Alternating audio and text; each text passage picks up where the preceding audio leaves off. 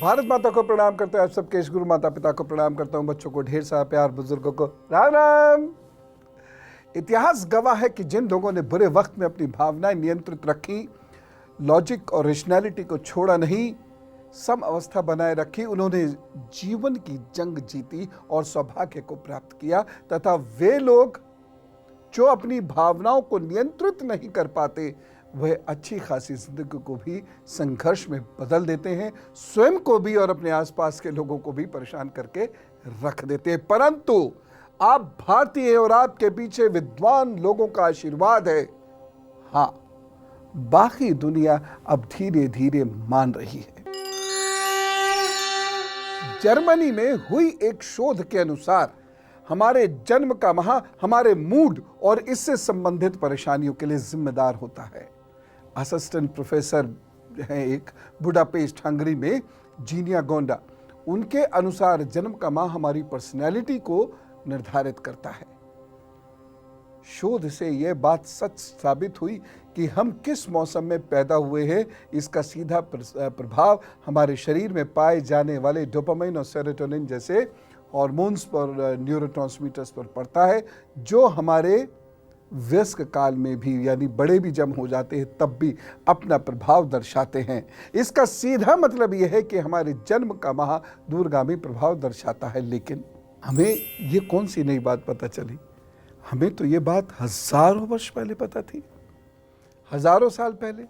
यहाँ तो जन्म के माह की बात है, यहाँ तो दिन से जन्म किस समय हुआ है, सुबह का भी कौन सा हिस्सा था, केवल उसी के आधार पर आपका ज्यादातर भविष्य और मानसिक स्थिति को प्रेडिक्ट किया जा सकता है। जैसे सुबह 3 बजे से 4 बजे के बीच में मानसिक स्थिति एक अलग किस्म की होती है, 5 से 6 अलग किस्म की होती है, बसंत में पैदा होने वालों की अलग होती है, गर्मियों में पैदा होने वालों की अलग होती है। इतनी बारीकी से ज्योतिष आपको बताता है, और इसीलिए यदि आप ज्योतिष को सही से समझना चाहते हैं, इसका सही उपयोग करना चाहते हैं, तो दिमाग पर इसका प्रयोग कीजिएगा।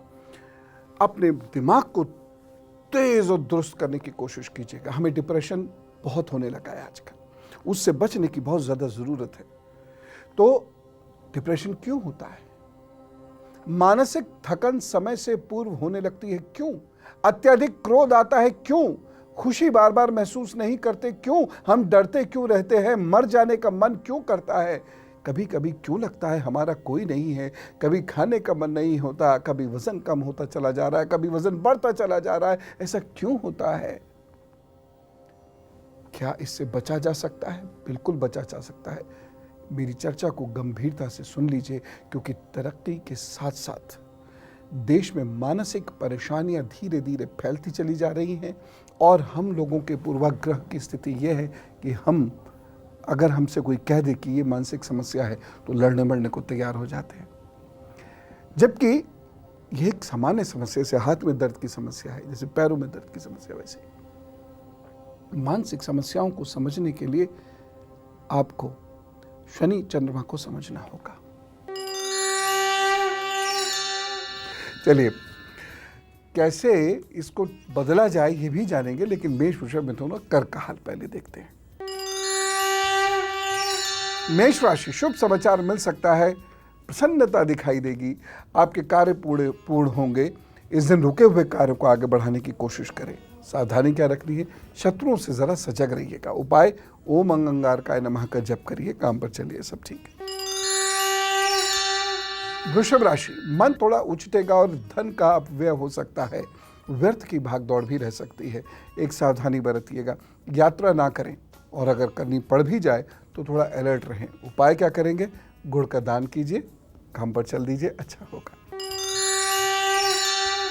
मिथुन राशि, प्रसन्नता इस दिन प्राप्त होगी, आपको घर बाहर प्रसन्नता का वातावरण रहेगा, तथा सहपाठियों से या सहकर्मियों से भी आपको लाभ मिलेगा या प्रशंसा मिलेगी। एक सावधानी जरूरी है, बिजली के उपकरणों का इस्तेमाल करते वक्त थोड़ा सतर्क रहिएगा। उपाय क्या करना है? बुम बुद्धाय नमः का जप करिए, सब ठीक होगा।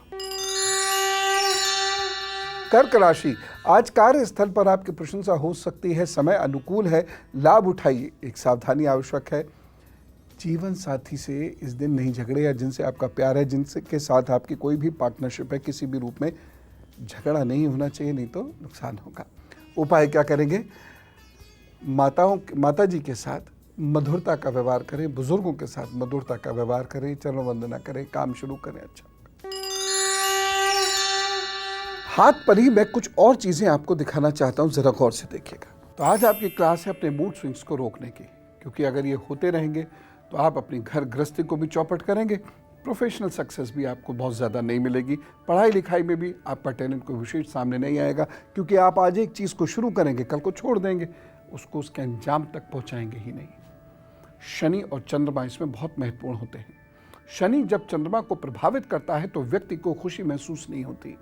जब चंद्रमा शनि से प्रभावित होता है और कमजोर होता है तो भी व्यक्ति हमेशा नकारात्मक विचारों से घिरा रहता है। जैसे यदि आपके हथेली का ये हिस्सा चपटा है, ये हिस्सा या बाहर से भी, यहां से भी चपटा है और यहां से भी चपटा है, ये हिस्सा यदि आपका चपटा है और साथ ही साथ यहां से कुछ रेखाएं नीचे की ओर आकर इस पर्वत पर इस तरीके से बैठ जाती हैं, तो इसका मतलब यह है कि शनि आपके चंद्रमा को बुरी तरह से प्रभावित कर रहा है और चंद्रमा आपका कमजोर है। ऐसा व्यक्ति हर वक्त किसी डर से डरता रहता है।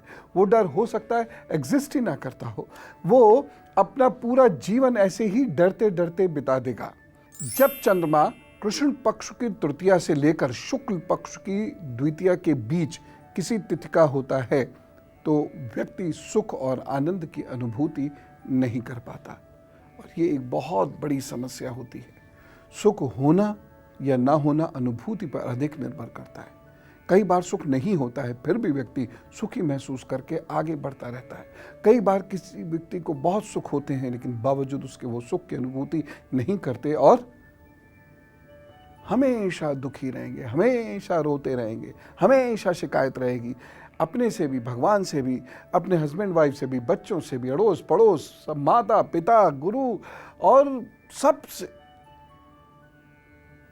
ऐसे लोग जीवन में कुछ नहीं कर पाते, बीमारियों का शिकार हो जाएंगे। और यही चीज़ है, अगर ये चीज़ है आपके हाथ में तो थोड़ा अलर्ट होकर रहिए, नहीं तो ये ऐसे रोग होते हैं जिसका कोई इलाज नहीं। कहते हैं कि दिमाग की बीमारियों का इलाज तो या है व्यक्ति के पास, अन्यथा नहीं है तो हकीम लुकमान पे भी नहीं है। राहु का क्षेत्र, ये वाला जो हिस्सा है, ये वाला हिस्सा, ये पतला और गड्ढेदार है और यहाँ की खाल यदि बहुत पतली है, ये हिस्से में बिल्कुल गुदगुदापन नहीं है, तो ये आपको काफ़ी समस्याएं पैदा कर देगा, जिसकी वजह से आपको अपनी ज़िंदगी भी कभी कभी कठिन लगने लगेगी और संघर्ष का कारण परिस्थितियां कम होंगी, आप ज़्यादा होंगे। हम ऐसा सोच लेते हैं कि जो कुछ मेरे साथ बुरा हो रहा है वो अन्य लोग कर रहे हैं, लेकिन ऐसा नहीं। ज़्यादातर बार ऐसा होता है कि हमारे साथ कुछ बुरा होता है वो हम ही करते हैं। ये केतु का हिस्सा है। यदि यहाँ से कुछ रेखाएं, ये बारीक भी हो सकती हैं और गाढ़ी भी हो सकती हैं, इधर की ओर आ रही हैं। जहाँ से रेखा निकलती है वहाँ मोटी होती है और जहाँ ख़त्म होती है वहाँ पतली होती है। यदि ये स्थिति है तो चंद्रमा कमज़ोर होगा और व्यक्ति जानबूझकर बिना किसी कारण के अपने लिए दुख उत्पन्न करेगा, हर समय दुखी रहना चाहता है, किसी भी चीज़ में आनंद नहीं होता, आनंद की खोज भी नहीं करना चाहता, भावना शून्य होता चला जाता है, हर बात में डरता है, हर खुशी में दुख का आभास महसूस करता है। कुछ समय के बाद ये बात तक करना कम करते चले जाते हैं, डिप्रेशन की तरफ बढ़ते चले जाते हैं। डिप्रेशन का शिकार होकर जिंदगी चलाना बहुत कठिन होता है।